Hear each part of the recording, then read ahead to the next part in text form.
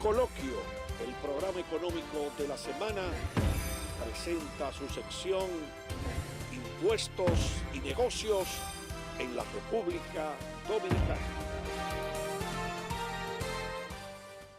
Ahora, televidentes de Coloquio, le damos la bienvenida a don Pedro Matos para conversar sobre impuestos y negocios en la República Dominicana.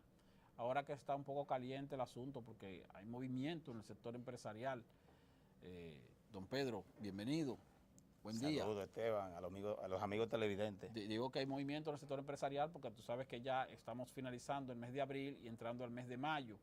Y entonces en el mes de mayo Impuestos Internos va a arrancar con nuevos comprobantes fiscales y el que no tiene nuevos seriales de comprobantes fiscales no va a poder facturar en mayo o a partir de mayo.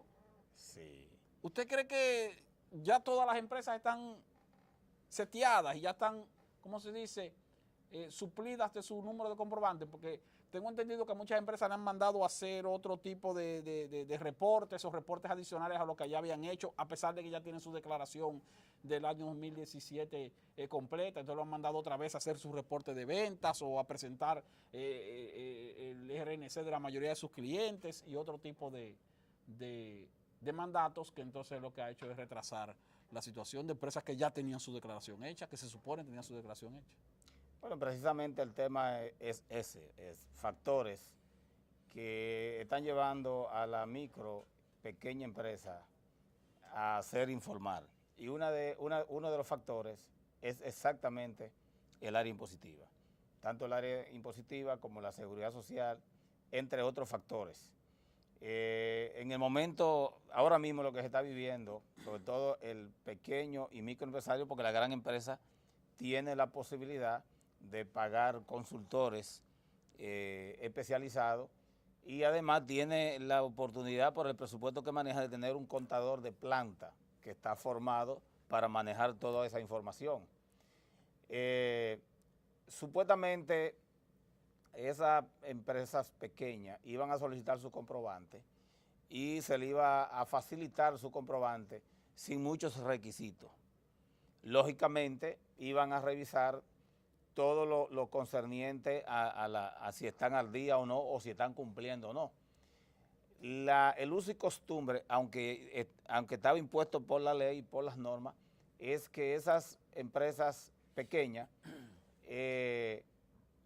la Dirección General de Impuestos Internos le aceptaba la declaración sin reportar las ventas, sobre todo empresitas que reportan 1 millón de pesos al mes, empresas que tienen 800,000 pesos. Régimen de estimación simple, ¿no? Ese es otro tema. Es otro tema. Son Son empresas normales que hacen su reporte normal.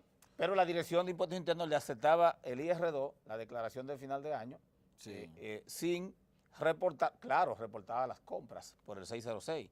Todas las compras de bienes y servicios normalmente eran reportadas porque lo habitual desde la reforma del año 2005-2006, que inició, que se arrancó el país con esa reforma, las empresas se habituaron a reportar sus compras con comprobante para crédito fiscal. Sí. Pero la Dirección General de Impuestos Internos no exigió con esa formalidad tenaz de que esas empresas pequeñas que oscilaban entre 1.500.000 pesos, 2 millones de ventas al año, 800,000 pesos, no, de venta mensuales, 500,000 pesos de venta mensuales, no le exigían el 607. ¿Qué pasa ahora? Y es bueno que el señor director de Impuestos Internos tome carta en el asunto porque esa es su función, cobrar, y él lo está haciendo como debe de hacerlo, aunque tendríamos que hacer algunas observaciones. Esas empresitas ahora para entregarle los comprobantes con crédito fiscal le están exigiendo los 607, pero estamos hablando de 12 meses del año 2017 completo. Y ahí viene el problema de la informalidad. Esas empresitas tienen ahora que buscar un consultor o un contador para y pagarle, lógicamente, para que le envíe los 607 de los 12 meses. Pero lo están solicitando después de haber recibido el IR2, según las informaciones que no han llegado, después de haber recibido la declaración jurada. El señor director de Impuestos Internos había tenido cierta consideración o había tomado una decisión, yo diría temporal, de no seguir notificando a las personas que tienen 2 empleos con el objetivo de educar, sensibilizar a la población, sobre todo a los profesionales liberales y a los técnicos que ejercen funciones que obtienen ingresos a través de los honorarios. Sí. Ahora bien, dentro de ese plan de sensibilización se debe incluir dos elementos. Primero, que esas microempresas que mueven entre de 500,000 a 2 millones de pesos de ventas mensuales, debe entrar en el plan de sensibilización. Se le debe dar la oportunidad de otorgarle los comprobantes con crédito fiscal y darle un plazo de 3 meses, por ejemplo, para que envíe su 607. Pero la norma... No, espérate, porque el problema está en que el martes no tendrán comprobante. El martes 2 de mayo. Porque es difícil que el martes 1 de mayo. Que en el fin de semana, hoy es sábado, domingo, lunes día feriado, que esa microempresa consiga un consultor corriendo, un contador que venga a preparar los 607, conforme a los IT1, que es la declaración de ITEVI. Pero porque esas empresas también incurrieron en el error de hacer la solicitud de los nuevos números de comprobante fiscal ya cuando se estaba acercando el plazo del mes de mayo, porque recordamos que la normativa que establece esta nueva medida de parte de Impuestos Internos, pues daba un plazo de 60, 90 días, o sea que pudieron haber hecho esa solicitud hace un mes y medio y ahí se iban a tener tiempo de regularizar cualquier situación. Hubo una programación, la programación para solicitar los comprobantes fue más o menos de 15 días para cada sector, para cada grupo, grandes empresas, medianas empresas, pequeñas empresas. Es lógico. Mira, yo creo que la sensibilización tiene que ir mucho con el régimen de estimación simple, porque posiblemente, y nosotros estuvimos leyendo unas declaraciones que salieron de las entrañas de la subdirección de pequeñas y medianas empresas del Ministerio de Industria y Comercio, sí. Y que según el director habían logrado un sistema de estimación simple más fácil que el que había, porque el que había no era tan simple. Entonces, si ya tienen ese sistema de estimación simple mucho más fácil, mucho más breve y mucho más digerible, yo creo que el señor director de Impuestos Internos debe también tirar a la luz públicamente mediante una campaña publicitaria de sensibilización para que la microempresa que anda entre el renglón que hablamos de 500,000 a 2 millones de pesos de venta mensual se acoja a ese régimen, ya sea por las compras o sea por los ingresos, incluyendo los profesionales liberales. Y ahí es que viene el tema, los sistemas que tenemos en nuestro país, y no es una crítica al gobierno, sino al sistema, porque en el ala en lo referente a la seguridad social no es el gobierno nada más, ahí está el sector privado, gobierno, sector sindical, entre otros.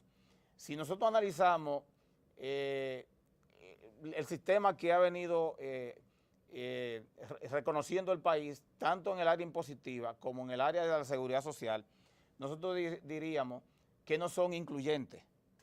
Entonces, no entiendo por qué los sistemas en este país no son incluyentes, cuando en realidad el señor presidente de la República está abogando porque las empresas despierten, porque haya más microempresas y porque los microproyectos se desarrollen. Entonces, no hay un esfuerzo para lograr que más empresas entren a la formalidad. Eso es lo contrario. Ahora mismo lo que se vive es una especie de incertidumbre en el sector de la micro y pequeña empresa con relación a los comprobantes fiscales. ¿Tú crees que la Dirección de Impuestos Internos debió ser un poco más informativa? Digo, como quiera, Impuestos Internos convocó almuerzos, convocó a reuniones con empresarios, convocó a la prensa, ha hecho algunas declaraciones, algunas notas de prensa, pero ¿usted cree que debió como quiera hacer una campaña quizás informativa más agresiva en cuanto a que la gente sepa que se está dando una situación y que esa situación es preciso corregirla o no corregirla, sino hacer o cumplir con los mandatos que establece la nueva normativa de manera que la información le llegara como con mucho más frecuencia a través de los medios de comunicación, qué sé yo, una campaña publicitaria? Sí. Hago esa referencia porque de repente hay gente que pudiera pecar de inocente y decir que desconoce o que todavía no se ha enterado de la existencia de esa normativa, aún sean empresarios o pequeños empresarios, porque los empresarios, señores, muchas veces no están tan pendientes de lo que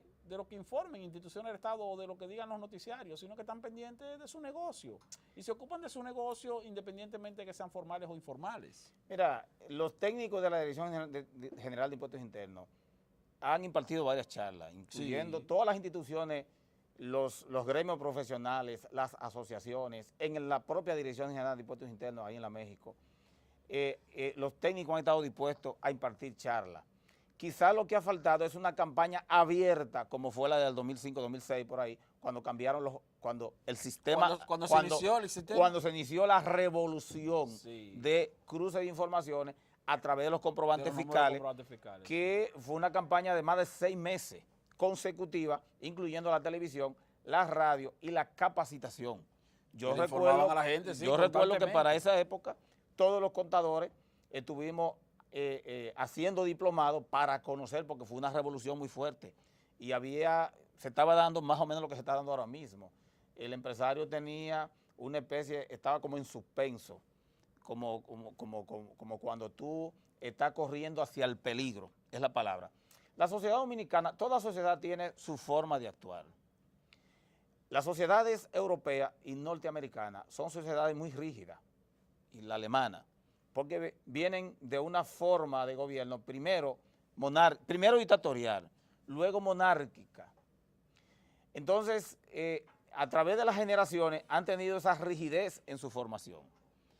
La sociedad dominicana apenas tuvo un modelo dictatorial bastante fuerte, que fueron 31 años, que fue el de Trujillo, entre otros, pero el más fuerte, que más impactó a la sociedad dominicana, porque en esa época fue que se desarrollaron la mayoría de las instituciones, fue el trujillismo. ¿Qué pasa? Aún con los 31 años, el dominicano no se acostumbró a ser cumplidor 100% de la ley y de las normas. Yo siempre he dicho que hay como un 10%, un 15% de la sociedad dominicana que somos respetuosos de las leyes y las normas, pero hay un porcentaje muy elevado, andaría por un 80 o un 75%, que no es respetuoso con las leyes y las normas. Entonces, los sociólogos conocen más de esto que nosotros, pero la sociedad dominicana, cada sociedad tiene su librito, como decimos. Entonces, a la sociedad dominicana hay que darle tiempo para digerir las cosas, sobre todo cuando hay cambios de esa categoría. Entonces, finalmente, para concluir con el tema de impuestos, le hacemos un llamado al señor director de Impuestos Internos, que está haciendo su labor, ese es su trabajo, pero que maneje una mano dura y una mano suave con relación, sobre todo, a la micro y pequeña empresa. Ya buscó algún tipo de solución con los profesionales liberales. Entiendo que pudiera manejar el asunto de darle un chance, pero no un chance tampoco el año entero, pueden ser 2 meses, 3 meses, te doy los comprobantes, pero si no me reporta los 607, se lo puede cancelar, entonces te lo voy a cancelar. Algo. Pero el tema no se queda ahí. Dice la CRES, que es el centro regional, el CRES. Centro Regional de Estudios Sociales y Económicos. De acuerdo a los estudios que ellos han hecho, tendrá su margen de rol, pero es un estudio, sí. La informalidad sigue campante. Y nosotros entendemos que la informalidad, yo entiendo, y de acuerdo a las informaciones que le llegan a uno, muchos microempresarios, si pudieran volver para atrás, posiblemente volvieran para atrás. Lo que pasa es que ya el hecho de que todo está cruzado con los comprobantes, se le hace muy difícil girar hacia atrás. Pero todo lo que pueden manejarse de forma informal, negocios que no exigen comprobantes fiscales. O llevar una parte importante de sus negocios la informalidad, aunque sean empresas formales. Lo están haciendo. Sí. Pero el problema no es nada más la Dirección General de Impuestos Internos. Según los estudios que ha hecho la CRES, también hay un costo laboral demasiado elevado. Estamos hablando de que el costo laboral de un empleado que dura 1 año en una empresa laborando, extra al salario, ronda, comparado con el salario anual en un 54%, más o menos. Cuando tú mezclas las prestaciones laborales, el Infotep, la seguridad social, todo lo que implica esos cargos que de alguna forma lo tiene que pagar la empresa, se le elevan los costos y cuando lo llevan a unos 20 años de estabilidad laboral del empleado, ese costo se eleva al 200% más o menos. Pero el pago de la cesantía. Por todo. Sí. ¿Qué significa esto? Que los sistemas, lamentablemente, no son incluyentes. Entonces, nosotros somos partícipes de que, por iniciativa del señor presidente de la República, porque no depende de él, pero sí que haya iniciativa para que esos sistemas sean incluyentes, ya que está haciendo un gran esfuerzo para el desarrollo de la microempresa, que a propósito tenemos que hablar del tema del conuquismo. Pero depende como quiera del gobierno. Tú dices que no depende del gobierno, depende del gobierno, porque este gobierno tiene el Partido de la Liberación Dominicana o el gobierno que dirige el presidente Danilo Medina tiene mayoría de legisladores en el Senado, mayoría de legisladores en la Cámara de Diputados. Por lo tanto, lo que esté ocurriendo o no en el sistema de seguridad social y en el área laboral, si depende de alguna modificación de alguna legislación, pues es lógico que depende del gobierno. Sí, el área laboral no necesariamente 100% es el gobierno. Ahora sí, el gobierno puede tomar la iniciativa y tomar el liderazgo y lograr ciertos cambios ahí. Se deben lograr ciertos cambios porque cuando tú combinas el código laboral, la ley de seguridad social o el sistema de seguridad social del país, más la parte impositiva, la Dirección General de Impuestos Internos y las leyes que componen todo esto, resulta que para el sector empresarial, la microempresa sobre todo, no le es atractiva, o sea, no es incluyente. Y debiera haber una tendencia de atraer al microempresario a que sea formal y también, se supone, lograr un aumento en las recaudaciones a través de ir sumando una gran cantidad de empresas. ¿Por qué? Cuando un empleado está en el sector informal, ni acumula derecho al futuro para pensiones, ni tiene seguro médico, ni tiene seguro de accidente de trabajo, no tiene nada. O sea, generalmente su salario es mucho más bajito que el salario formal, porque el salario formal está regulado. Sí, bueno, depende, porque hay muchos trabajadores independientes que son que están en la informalidad y que devengan ingresos más altos que lo que paga en promedio el sector laboral formal. Incluso hay que tomar en cuenta que hay estudios de parte de incluso que ha sido publicado por el Banco Central que dan cuenta de que muchos trabajadores informales están en la informalidad porque desean o porque prefieren estar en la informalidad. O sea, hay un porcentaje que está en la informalidad porque no puede entrar a la formalidad, pero hay otro porcentaje que está en la informalidad porque le conviene más estar trabajando desarrollando labores informales o en la informalidad que trabajando para el sector formal, de acuerdo con sus capacidades. O sea, te pongo un ejemplo. Un chofer de carro público que tal vez tiene un tercer, cuarto, quinto grado de educación básica, si fuera a emplearse en el sector privado va a ganar un salario mínimo. Pero tal vez si tiene un carrito y sale a conchar, entonces paga un sindicato y posiblemente esté devengando 20, 30 o 35 mil pesos. Pero entonces prefiere ser empleado informal, sí, es porque la formalidad no le ofrece los ingresos que puede obtener como trabajador informal. Claro, esa no es la totalidad de los trabajadores informales, sino que una proporción importante de trabajadores informales está en la informalidad porque lo desean. Pero ahí viene ahí viene que el sistema no es incluyente. Sí, exactamente. Porque un trabajador informal pudiera cotizar al seguro directamente él. Y a través de él formalizarse. El régimen contributivo subsidiado que nunca ha entrado en funcionamiento en este país, a pesar de que la ley de seguridad social data del año 2001. Hay un régimen subsidiado que debe ser cubrido por el Estado, hay un régimen contributivo que debe ser cubierto por el empleado y el empleador, y hay un régimen contributivo subsidiado que debe ser una combinación precisamente para incluir en el sistema de seguridad social o de protección social a los trabajadores independientes. Pero ese régimen contributivo subsidiado nunca se ha puesto en vigencia. Bien. Bueno, lo cierto es que si se toma en cuenta, si se logra un cambio de política, en esos tres renglones, llámese laboral, seguridad social e impositivo, para tratar de ampliar la base y darle facilidad a la micro y pequeña empresa, le haría mucho bien al sistema. Y creo que el dinamismo de la economía sería mejor y tendrá mejor futuro los empleados, porque estamos hablando, señores, de que el dominicano común no está pensando en lo que pasaría 40 o 30 años o 20 años más tarde, dependiendo de la edad que tengan, cuando lleguen a los 65 años, que no tenga posibilidad de una pensión. O que la pensión sea muy baja. O que la pensión sea muy baja. Pero bueno, tenemos que continuar conversando sobre este tema, aunque hemos terminado con el segmento de impuestos y negocios.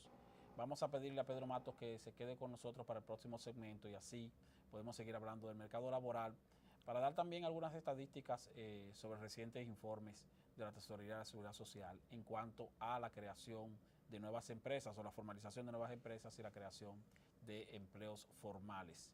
Volvemos en breve, Coloquio, el programa económico de la semana. Coloquio, el programa económico de la semana.